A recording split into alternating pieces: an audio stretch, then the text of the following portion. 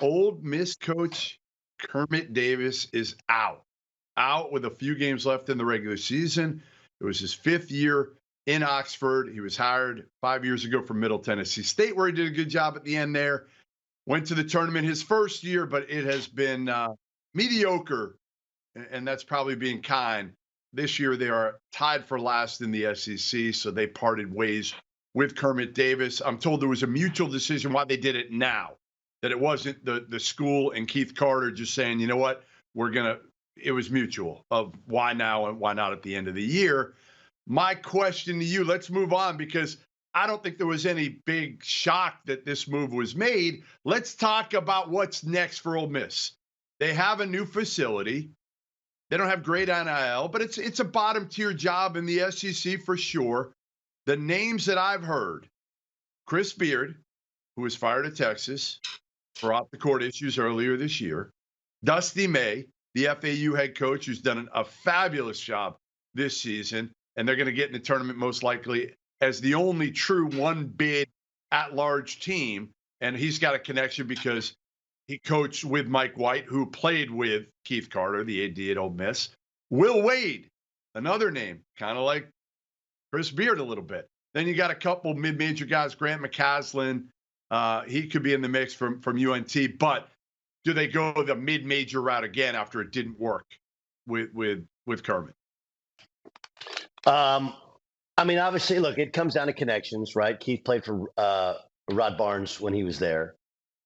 So, you have that basketball family, obviously the Mike White basketball family with his dad and brother being athletic directors. I think all they come into question. The big one is Chris Beard, right? Where this would be a classic job for Chris Beard if all things hadn't happened in Austin or he hadn't taken the Texas job. He wouldn't be out right? there, but he wouldn't be out there if that stuff didn't happen. I understand. And again, I have no clue if Keith Carter can pull it off because you have to get everyone aligned with it. And I don't know whether or not there's been enough time. There's also has Chris Beard settled any sort of lawsuit with the University of Texas? Because with lawsuits come discovery. With discovery can come some information that we don't know, that it might have nothing to do with ultimately what led to his ouster.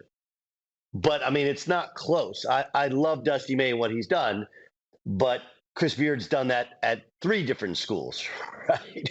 From Little Rock to Tech to Texas, turning them around. He's the right hire if you can make it. What about Which you're going to hire? I'm just let me throw it in front of you. Let me throw it in front of you before you poo-poo it. Okay. I'm not poo-pooing it, but yeah, his success has been pretty in the league, right? I mean, at LSU, did a hell of a job. We know he's a relentless worker. He can coach. Yes, he makes strong arm offers or whatever it is, strong ass offers. I don't know if I'm allowed to say that word on here, but I'm going to anyway. They can bleep it out. He was fired. He's still got an NCAA investigation hanging over his head. But if you're Ole Miss, don't you say to yourself, you know what? We don't care. Now NIL makes it legal. He can get players. He can coach. And we'll take the hit. Even if he can't recruit for a year, even if he's suspended for 10 games, which seems unlikely because nobody else has gotten really suspended, for out of that whole NCAA FBI investigation for more than a couple of games. Why wouldn't you just take a risk on Will Wade? Again, if all things were, if the others weren't available, yeah, I guess probably. Remember, one reason that Kermit hadn't gotten back into the SEC was he got caught cheating like 20 years ago and had to work his way kind of back up, had Middle Tennessee going. When you get caught cheating, generally, you got to step down a level of school. You don't go parallel in the same league. Bruce Pearl would be the exception, and he's been outstanding for Auburn, although he was probably a little bit better, I think, at Tennessee than Will Wade was, and there wasn't the blatant cheating. It was a barbecue. There was some – it was a lot less severe. But again, you have Dusty May perfectly capable. You got Chris Beard. There's others you could go to. I'm not even sure that Dusty May would take the job, Doug. That's what I would say. I'm not even sure Dusty May. would take the job You're at the crazy. end of the day. You're crazy. Because You're I'm crazy. telling you, I'm just telling you, Boca Raton to Oxford. You know what? You're speaking about something you didn't like. Yes, like okay. First of all, Oxford is awesome. Okay, I don't know how much time you spent there.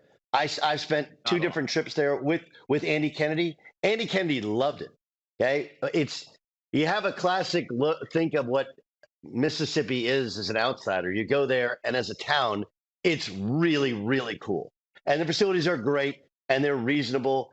And you don't have to win an SEC championship. You just got to be competitive. And like, let's be honest, some of the things that they've done for years at Ole Miss football and basketball in order to be competitive are legal now. So you can absolutely do it. And it's not going to be easy because it's a very competitive league and everybody's got NIL in that league. But you can absolutely win there. You can live there. And Dusty might be topping out at $400,000. Okay, in Boca Raton, he can make more than that. He'll make more than that after this year. But anyway, all right. Let's move on. That's a two and a half. Hold on, that's a $2.5 or $3 million a year job. Okay, with a $5 or $6 million guaranteed contract, and it's a really good place to live. In all honesty, and he's lived everywhere. He understands a college town and what that's about. So, would he take it? Of course, he'd take it. What about Paul Mills at an Oral Roberts?